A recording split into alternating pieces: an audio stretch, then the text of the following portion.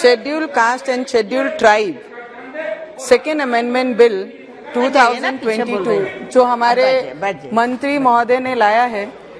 उसके लिए हमारे मंत्री महोदय को, डिपार्टमेंट को और हमारे प्राइम मिनिस्टर जी को बहुत बहुत धन्यवाद करना चाहूंगी। ये 4 जिलों में जो उत्तर प्रदेश के ये जाति रहते हैं, गोंड समाज, बेसिकली संत कबीर नगर में, खुशीनगर में, चांदोली में और रविदास एरिया में जो जिलों में ये गोंड समाज रहता था, आज उन्हें एसटी में लाकर उन्हें न्याय देने का काम ये हमारी सरकार कर रही है। इसके लिए पूरी सरकार का और हमारे प्राइम मिनिस्टर जी का बहुत बहुत धन्यवाद करना चाहूंगी, क्योंकि हमारे क्षेत्र में भी, जिस क्षेत्र से मैं बिलोंग करती हूँ महाराष्ट्र में, ऐसे महाराष्ट्र में गढ़चिरौली है, अमरावती में है, यवतमाल में है, गोंदिया के कई भाग में है, नंदुरबार में, ऐसे ट्राइबल एरिया में जो हमारे लोग, ट्राइबल लोग रहते हैं। मैं ये बिल को समर्थन करती हूँ, पूरे दिल से समर्थन करती हूँ, पर सर से मैं कुछ विनती करना चाहूंगी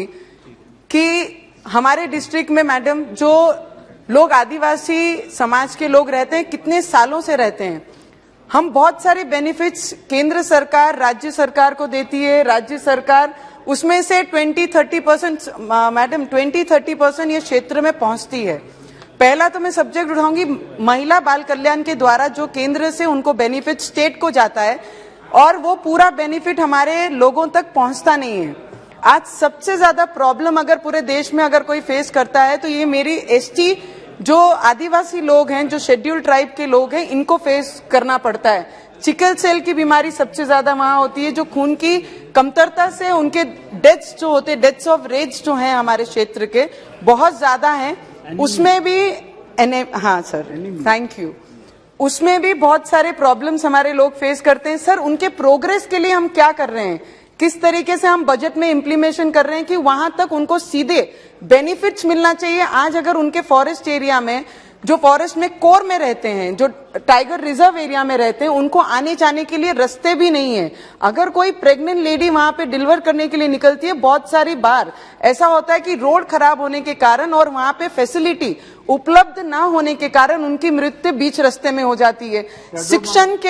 शिक्षण के क्षेत्र में अगर आप देखते हैं तो 1ली से 8वीं कक्षा वहां पे रहती है स्कूल्स की गांव में, पर उनको टीचर्स उपलब्ध नहीं है। सर, मुझे पता है ये स्टेट का विषय है, पर केंद्र अगर जातियों को लाके एसटी शेड्यूल ट्राइब में उनको न्याय देने का काम कर रही है, पर उनके प्रोग्रेस के लिए भी हम क्या कर सकते हैं। जिस तरीके से फार्मर्स को डायरेक्ट बेनिफिट्स बेनिफिशियरी को सीधे उनके अकाउंट में जाता है, महिला बाल कल्याण को जितने भी हम पोषण आहार के योजना केंद्र से देते हैं, वो स्टॉप करके सीधा आदिवासियों के खातों में उनके पैसे पहुंचने चाहिए। उसके लिए हमें प्रावधान करना चाहिए। सर, आपका दिल से धन्यवाद करना चाहूंगी कि एकलव्य स्कूल देकर मेरे धारनी तालुकों के बच्चों को न्याय देने का काम ये केंद्र सरकार द्वारा किया गया है। पर मैं आपसे विनती करूंगी सर कि जो भी क्षेत्र में ट्राइबल एरिया में लोग रहते हैं, उनके हॉस्पिटल की फैसिलिटीज, उनके शिक्षण की फैसिलिटीज, उनके जो विमेन महिला बाल कल्याण के द्वारा जो भी योजनाएं हमारी केंद्र से जाती हैं,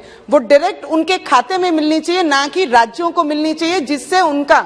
पर्सनैलिटी और डेवलप कर सकते हैं, उनके शिक्षण में मदद हो सकती है। अगर इसके लिए आपने सोचा और उनको डायरेक्ट बेनिफिट दिया तो मुझे लगता है हमारे शेड्यूल ट्राइब वाले एरिया के जितने भी लोग हैं, सर उस दिन मैंने एक मुद्दा उठाया, हमारे शेड्यूल ट्राइब के एरिया के जो आदिवासी लोग हैं,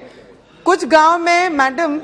70 से 80 किलोमीटर जाना पड़ता है सिर्फ बैंक के कामों के दौरान। मनरेगा के द्वारा हमारे ट्राइबल एरिया में सबसे ज्यादा लाभ हमारे आदिवासी भाई लेते हैं, पर आज भी मेरे आदिवासी भाई पूरे अलग अलग क्षेत्रों में जाकर अपने घरों को पालन पोषण करने के लिए मजदूरी करते हैं। ऐसी कोई फैसिलिटी मिली जाए जो अपने क्षेत्र में वो रहें और अपने परिवार के साथ रह के उनका पालन पोषण कर सके, ऐसी योजना पे भी हमें काम करना चाहिए जिससे उन्हें बेनिफिट मिले। सर, मैं इतनी विनती करूंगी, और 4G जो ये केंद्र सरकार ट्राइबल एरिया के लिए ला रही है, मेरे अमरावती क्षेत्र के लिए भी वो योजना का समावेश अमरावती जिले को करके ले, जिससे हमारे स्टूडेंट, हमारे विद्यार्थी, उनके शिक्षण के लिए बहुत बड़ी मदद की जाए। सर, कुछ जिले ऐसे, कुछ क्षेत्र, मेरे गांव ऐसे हैं जो 108 जो राज्य का विषय है मैडम, उसमें अगर फोन करते हैं तो एमपी के बाजू में लगकर वो गांव है, तो तो वो एमपी में वो फोन जाता है और एमपी वाले बोलते हैं हम आपके राज्य में आके आपका पेशेंट उठा के हम हॉस्पिटल तक नहीं लेके जा सकते। ऐसे गांव के लिए भी कुछ हमें सोचना चाहिए जिससे उन्हें बेनिफिट्स मिले। मैडम और हमारे मंत्री महोदय का जो पॉजिटिव एटीट्यूड टुवर्ड्स हमारे शेड्यूल ट्राइब लोगों के लिए है और हर योजना कैसे उन तक पहुंचे, उसके लिए जिस तरीके से काम कर रहे हैं, मैं मंत्री महोदय का दिल से बहुत बहुत धन्यवाद करूंगी और ज्यादा से ज्यादा बेनिफिट मेरे क्षेत्र के लोगों को दीजिए, इतनी विनंती मैं आपको करूंगी। धन्यवाद।